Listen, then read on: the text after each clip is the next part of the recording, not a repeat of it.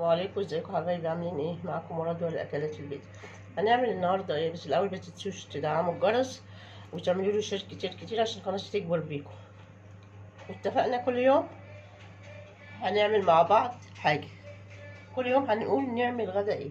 وزي ما بقول لكم انا بعمل حاجات مصغره للعرايس الصغيرين اللي هم بيعملوا حاجات بسيطه.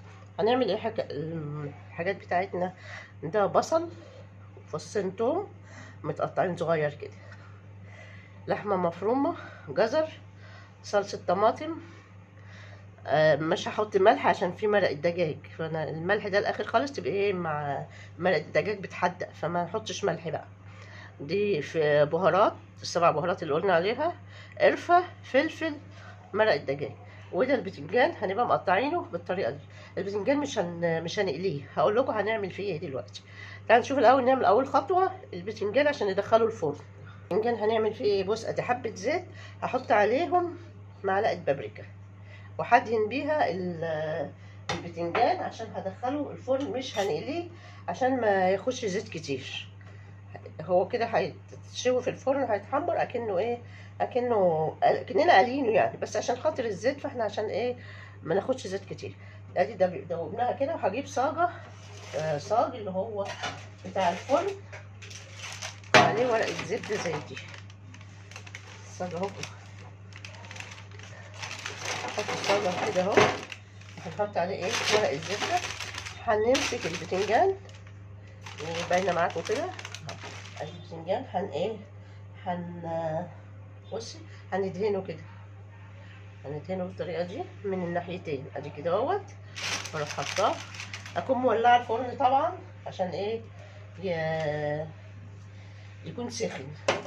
ادي هنعمل البتنجان كده اهو الاول كله، وبعدين نعمل ايه الناحيه التانيه.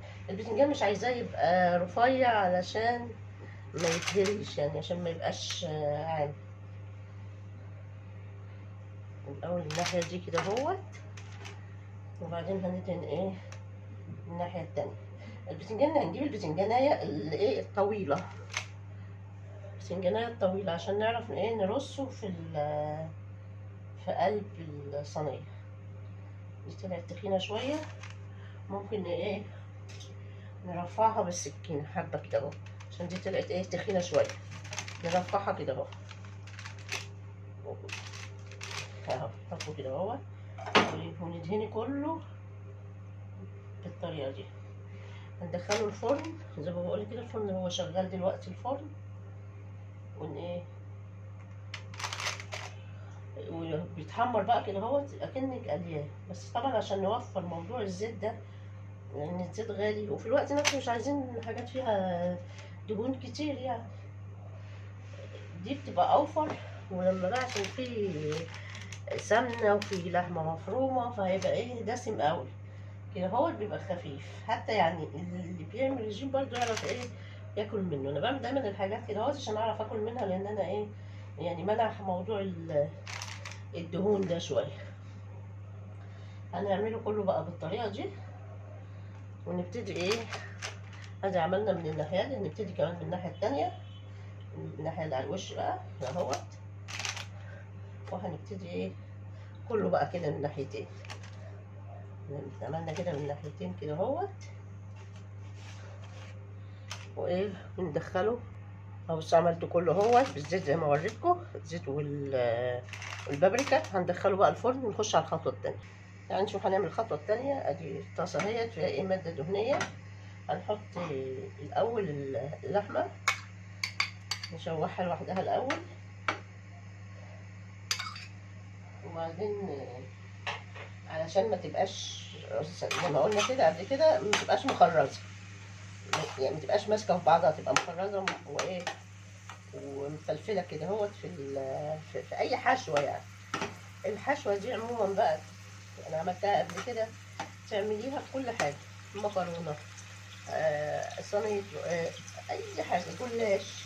بس طبعا دي خارج الثوم، علشان احنا حاطين هنا ثوم للمسقعه. المسقعه دي فيها جبنه موتزاريلا، بس انا ما رضيتش اطلعها من الفريزر عشان ايه ما تفكش، وهرشها قدامكم واوريها لكم. فهي فيها جبنه موتزاريلا في الوسط، وعلى الوش عشان هندخلها الفرن. ادي اهوت عملنا دي كده اهوت، اللحمه هي دي عملت اهي. هنبتدي نحط معاها البصل، وادي الثوم اللي انا مقطعاه صغير اهو. الثوم بيديها طعم حلو. وخلي بالك البتاعه دي محتاجه لازم ضروري اللي ما بيحطش قرفه خلاص براحته. في ناس ما بتحبش القرفه، فاللي ما بيحبش القرفه خلاص ما يحطش قرفه. هنشوحها شويه كده، ما بنحمرهاش على فكره. التشويحه بس كده اهوت، ما بنحاولش نحمرها. هنحط معاها بقى البهارات، مرقه الدجاج والفلفل والقرفه والبهارات. زي ما قلت لكم ما بنحبش القرفه ما يحطش قرفه، بس هي بتبقى حلوه طعمها. في القرفه طعمها باين في المسقعه، طعمها حلو قوي. بس اللي ما بيحبهاش خلاص. وزي ما بقول لك انا دايما بعمل كميات صغيره، علشان اللي يعمل لسه بيتعلم واول مره بيعملها يعمل كميات صغيره. يعني انا عامله كيلو بتنجان على ربع كيلو دي بتاع ده هي طمايه بالقشره هنشيلها، على ربع كيلو لحمه مفرومه. فانا يعني مش بكتر، بعمل حاجات صغيره عشان اللي لسه بيعمل حاجه يعملها حبات صغيره زي دي. يعني انا بعمل حاجات كلها حبه صغيره. الحاجات بقى اللي انت عايزاها، بص فصين الثوم التانيين اهو، زودي بقى الكميه زي ما انت عايزه. بس هي دي البدايه، وزي ما انت عايزه بقى انت بتعملي لنفسك. يعني ولا هتحطي لحمه شويه مش بتعمليها، مش هتبيعيها يعني، تعمليها لبيتك. وهنحط دلوقتي الجزر عليها اهو. الجزر على فكره مفيد قوي، فايده قوي. يعني الجديد دلوقتي في اللحمه المفرومه والحاجات دي المعصجه بنحط في البصل عشان خاطر بيبقى في اطفال صغيره برضو، بيبقى ايه الجزر حلو قوي كمان، مفيد للعظم. وكانت تربع الدايت بيبقى فيه جزر على فكره، جزر وبروكلي والكوسه والحاجات دي. هنشوحهم شويه الاول كده اهو عشان الجزر يدبل. هي كده بقى بتبقى ايه خلاص استوت، لان هي هنحطها في الفرن هتكمل سواها.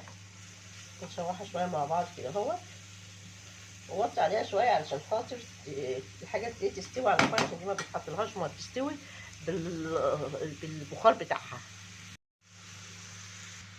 بصي لو احتاجت منك حبه ميه صغيرين حطي لها حبه ميه صغيرين قوي، ما احتاجتش خلاص.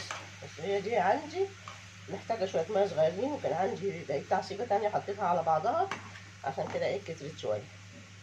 يعني كان عندي تعصيبه تانية حطيتهم كلهم ايه على بعض. وعندك حبه مركونين صغيرين فبتزودي عليهم وتعملي بقى زي ما انت عايزه. انا حطيت حبه ميه صغيرين خالص هتشربهم.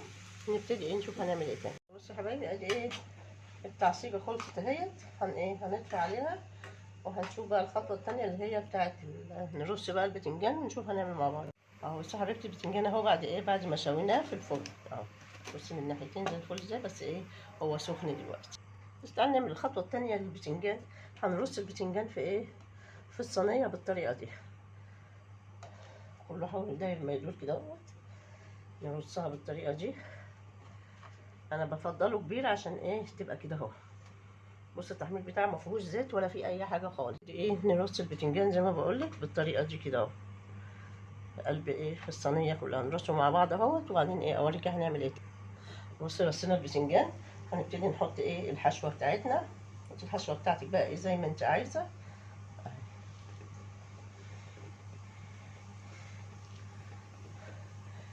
الحشوه كده اهوت مع بعضينا ورصيناها بالطريقه دي. حطي الحشوه بتاعتك بقى زي ما انت عايزه، انت حاجتك انت كترتي قللتي زي كده. الحشوه كده ايه معقوله قوي اهو. خلي بالك من موضوع نحط بقى نبتدي نحط مع بعض ايه الجبنه الموتزاريلا اهي. جبنه الموتزاريلا كده من تحت.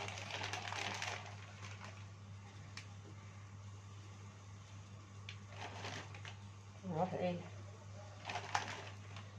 حطينا الجبنه كده، ونبتدي بقى نروح ايه لمين ده كله بالطريقه دي كده اهوت. نغطي بيه كله كلها كده على بعضها. بس انا عشان عاملاها في الصينيه صغيره قفلناها بالطريقه دي. ادي شويه الصلصه ديت انا عامله عليها ايه، محدقاها شويه.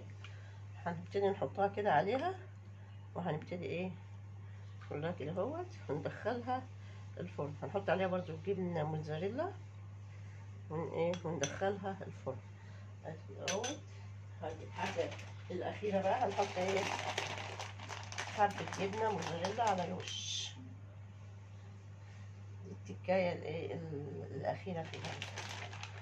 طبعا احنا مش عايزينها تحمر، احنا الوش مش هيحمر، هو هيسيح كده بس. تبتدي بقى ندخلها الفرن يعني في النص كده على درجة حرارة متوسطة. بصي يا حبيبتي، ادي اهي بعد المسقعة، بعد ما طلعت من الفرن اتسبكت والجبنة ساحت. ما تنساوش تفعلوا الجرس وتشيروا كتير كتير عشان كل يوم نعمل مع بعض اكل. معاكم مراد ولا الاكلات البيتي، حتى نلتقي ان شاء الله.